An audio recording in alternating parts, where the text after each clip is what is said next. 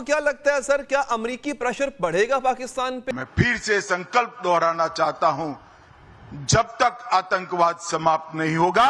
इस्लामाबाद के अंदर इस वक्त क्या सोच पाई जाती है? जिस तरह पाकिस्तान जो है वो गैर जानिबदाराना तहकीकात की भी बात कर रहा है, मुख्तलिफ दोस्त ममालिक को भी इसके अंदर इन्वॉल्व करने की कोशिश कर रहा है, लेकिन भारत जो है वो जंगी जनून की तरफ बढ़ रहा है। हमारी लड़ाई चालू रहेगी और जिन लोगों ने एक कृत्य किया है, क्या ये सिर्फ और सिर्फ जीडी वैंस ने अपने दौरे भारत को जस्टिफाई किया है, या पाकिस्तान पे अमेरिका की तरफ से मजीद प्रेशर भी आ सकता है? भारत ने जंग मुसल्लत की तो फैसला कुन जवाब के लिए तैयार रहे। जंग की किसी भी कोशिश का भरपूर जवाब दिया जाएगा, उसका उचित दंड उनको निश्चित। पाकिस्तान के वजीर दिफा का कहना था कि भारतीय हमले का अगले चंद दिनों में खतरा है। अब उन्होंने कहा है कि तसादुम का इम्कान कम होकर अगर भारत ने हम पे हमला किया तो कौम फौज के साथ खड़ी होगी। कह सकते 24 से 36 घंटों में इंडिया स्ट्राइक करने वाला, और 72 घंटे हो चुके हैं, कुछ भी नहीं हुआ। अब दुनिया इसके ऊपर हंस रही है, ठट्ठे उड़ा रहे हैं। पाकिस्तान में लोग आपके ठट्ठे उड़ा रहे हैं। पाकिस्तानी अवाम की उमंगों का हर कीमत पर एहतराम किया जाएगा। सिपह सालार ने तमाम फॉर्मेशंस और स्ट्रेटेजिक फोर्सेस पर मुकम्मल एतमाद का इजहार किया है, लेकिन भारतीय फौज में मच गई है खलबली। पाक फौज की कुवत बढ़ा दी, हमने स्ट्रेटेजिक फैसले कर लिए। एटमी हथियारों का इस्तेमाल इसी सूरत किया जाएगा जब मुल्की वजूद को बराह रास्त खतरा हुआ। ये तीनों में से कौन सी ऐसी उसने बात की है जो कॉमन सेंस में आम बंदे को, पढ़े लिखे बंदे को पता है? लेकिन अगर भारत ने हमला ना किया तो फौज कौम को तुन के रखने का नेक काम जारी रखेगी। यानी कौम तो दोनों सूरतों में फंसी हुई है। आप एक एम्बिगुअस बातचीत कर सकते थे, आप कोई मुबहम किस्म की गुफ्तगू, वेग गुफ्तगू कर सकते थे, जैसे कि मुसद्दिक का इतला था कि 24 से 36 घंटों में फलानी जगह पर कुछ ना कुछ यानी बड़ा होने वाला है, या कोई बड़ी खबर आ सकती है, या खुदा न खास्ता हालात खराब हो सकते हैं। लेकिन आपने मुसद्दिक का इतला था कि इंडिया स्ट्राइक करने वाला है। फिर दूसरी तरफ देखें तो ख्वाजा आसिफ की जो स्टेटमेंट है इंटरनेशनली, फिर उन ख्वाजा आसिफ साहब ये सोच रहे हैं सियालकोट के अंदर जुगत मार रहे हैं। फिर इसी तरह की स्टेटमेंट बिलावल भुट्टो जरदारी दे गया है, यानी बिलावल भुट्टो जरदारी ने भी इसी तरह की स्टेटमेंट दी। ये बड़ी हैरानकुन चीज है।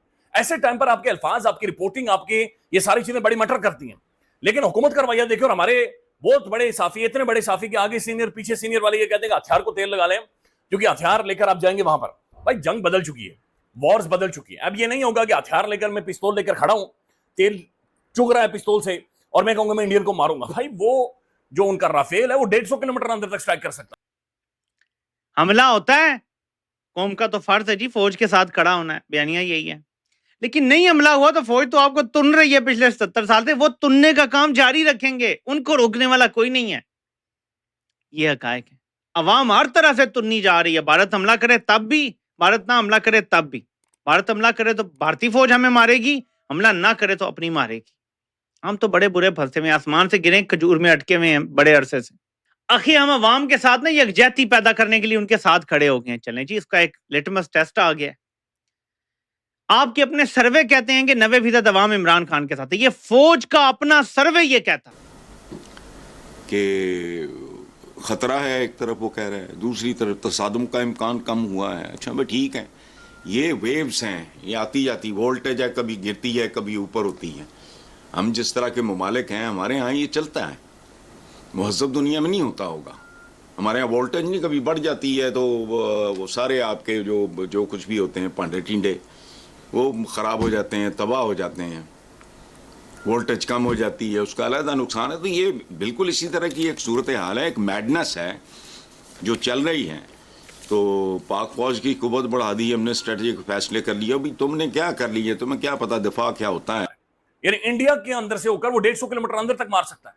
पाकिस्तान के पास जो है अभी जो JF-17 थंडर है, और जो उसका ब्लॉक सी है, जो नई जनरेशन है पाकिस्तान के पास, जो जंगी जहाज है, वो तकरीबन 200 से 250 किलोमीटर तक इंडिया के अंदर मार कर सकते हैं। उसमें मेरे और जावेद चौधरी का तेल लगा हुआ पिस्तौल क्या करेगा, ये समझ से बाहर है।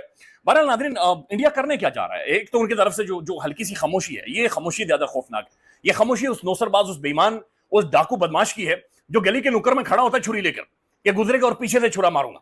तो ये वो खामोशी है। नहीं तो मोदी गुंडा है, ये बंदा गुंडा है, और ये बंदा पागल है, ये साइकोपैथ है, ये खून पीने वाला बंदा है, और ये वाकईतन कलेजे चबाने, और ये अपने लोगों को मरवाने वाला है।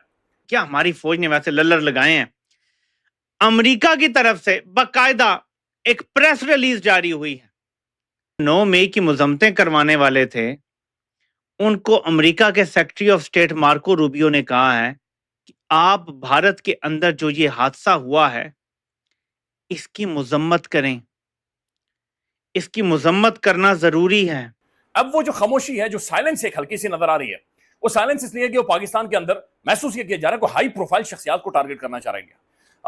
बहुत सारे जो डिफेंस एनालिस्ट हैं वो भी बातचीत कर रहे हैं, इंडियन मीडिया भी बहुत सारी बातचीत कर रहा है। वो किसी जगह को या किसी इलाके को टारगेट नहीं करना चाह रहे, बल्कि किसी हाई प्रोफाइल पर्सनैलिटी को, शख्सियत को टारगेट करना चाह रहे हैं। और जो खबरें आ रही हैं, जो कम से कम हिंट्स मिल रही हैं, जो बहुत सारे लोग बातचीत कर रहे हैं, मोहतरम हाफिज सईद साहब, इंडिया हाफिज सईद साहब को टारगेट करना चाह रहे हैं। और हाफिज सईद साहब एक लंबे टाइम से उनके रडार के ऊपर मौजूद हैं। कि 2 साल से हमने गुमराह कुन बयानियां बनाया, इससे बहुत ज्यादा तकसीम पैदा हुई, जिसकी बिना पर मुल्क में इंतशार हुआ। हाँ दोस्तों, जैसा कि आपने क्लिप में देखा कि भारत अब पूरी तरीका से तैयार है, पहले भी तैयार था, ठीक है। बस सही मौके का इंतजार कर रहा है भारत। अब वो मौका समझिए तो आ गया, क्योंकि प्रधानमंत्री से लेके रक्षा मंत्री से लेके अभी अमित शाह ने भी बोला है कि जिन्होंने ये घृणित काम किया है जम्मू कश्मीर के पहलगाम में, ठीक है, उनको चुन चुन के जवाब मिलेगा और घुस के मारा जाएगा, ठीक है। प्रधानमंत्री का जीरो टॉलरेंस का जो नीति है उस पे हम काम कर रहे हैं और एक को भी बख्शा नहीं जाएगा। उन्होंने जो पहलगाम वाक़या हुआ था उन्हीं के संदर्भ में ये बात कहा है कि जिन्होंने भी ये काम किया है उसको नहीं छोड़ा जाएगा। और अमित शाह बोल रहे हैं मतलब पत्थर का लकीर, क्योंकि अमित शाह बोले या फिर प्रधानमंत्री बोले तो बहुत सीरियसली लीजिए, क्योंकि वो दोनों जब बोलते हैं, ठीक है, तो उसका मतलब होता है फुल एंड फाइनल। वो अब किसी को समझिए तो छोड़ने की फिराक में नहीं है। अभी दुनिया भर से भी पूरा तरीका से भारत को एक तरह से समर्थन मिल रहा है कि आतंकवादियों को जड़ से समाप्त कीजिए। पहलगाम वाक़या हुआ था तो दुनिया भर के जो प्रेसिडेंट थे, प्रधानमंत्री थे, उन्होंने भारत को कॉल किया था और ट्विटर हैंडल पे भी बहुत कुछ लिखा था कि ये जो हमला हुआ है वो बहुत गलत हुआ है और जिन्होंने भी किया है उस पे भारत फुल्ली कार्रवाई करे, हम उनके साथ हैं। उसी कड़ी में जेडी वेंस ने भी भारत का समर्थन किया है, डोनाल्ड ट्रंप वगैरह, और उसका जो रक्षा मंत्री, डिफेंस मिनिस्टर, ये सब भी पूरा एकदम क्लियर कट बोल दिया है कि आतंकवादियों को एक को भी नहीं छोड़ना है भारत को। तो भारत फुल्ली एकदम चारों तरफ से एक तरह से पाकिस्तान को घेरने की फिराक में और बहुत चीज़ कर भी चुका है। पानी बंद करना हो, बॉर्डर बंद करना हो, वीज़ा बंद करना हो, और अभी एयर स्पेस जो है उसको भी बंद कर दिया। तो आपका क्या राय है? अमित शाह जी ने जो बोला है उस पे भारत को फुल्ली अमल करके एक्शन तुरंत के तुरंत ले लेना चाहिए। आप अपनी राय ज़रूर कमेंट में बताइए और चैनल पे नए तो चैनल को सब्सक्राइब ज़रूर कर लें।